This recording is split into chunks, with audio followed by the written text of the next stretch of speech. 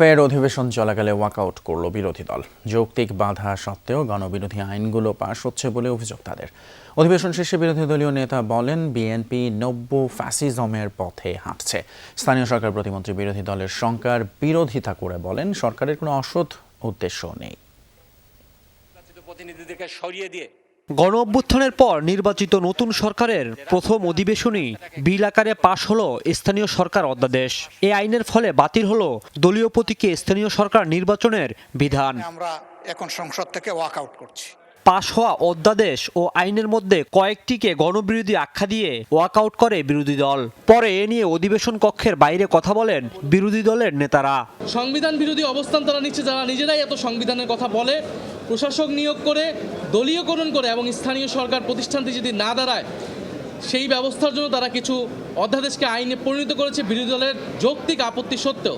আমরা আশঙ্কা করছি এইভাবে বাংলাদেশের সবগুলো প্রতিষ্ঠানকে দলীয়করণ করা হবে। কার্যত এটি হবে আরেকটা ফ্যাসিজম, কার্যত এটি হবে আরেকটা অলিখিত বাকশাল। আমরা সেই বাকশালও চাই না, আমরা সেই ফ্যাসিজমও চাই না। এই জন্য এই ব্যাপারে আমরা সংবিধান থেকেই যুক্তি উত্থাপন করেছি।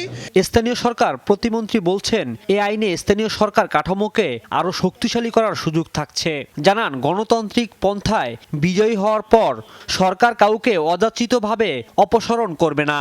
জনপ্রতিনিধিদের বিভিন্ন বিষয়ে অপসারণ সহ বিভিন্ন ক্ষমতা সন্নিবেশিত যে অধ্যাদেশগুলি ছিল, এই অধ্যাদেশগুলি আমরা কোনোটাই পরিবর্তন না করে আজকে মহান সংসদে আইন আকারে এই 4টি আইন পাশ হয়েছে। বৃহস্পতিবারের অধিবেশন শেষে সংসদের চিফ হুইপ জানান, দ্রুত সময়ের মধ্যে স্থানীয় সরকার নির্বাচন আয়োজন করা হবে।